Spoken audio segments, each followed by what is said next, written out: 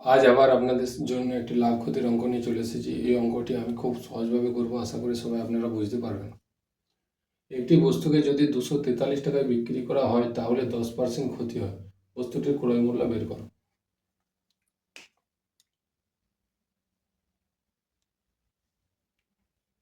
CP সমান সবসময় আমরা জানি 100%, কিন্তু বস্তুটিকে 10% ক্ষতিতে বিক্রি করা হয়েছে। তাহলে এসপি 100 মাইনাস 10 সমান 90%-এ বিক্রি করা হয়েছে।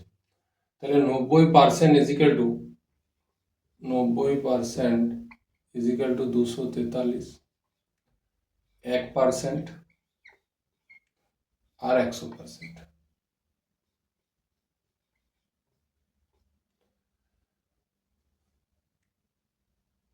9 দুগুণে 18, 7 9 63,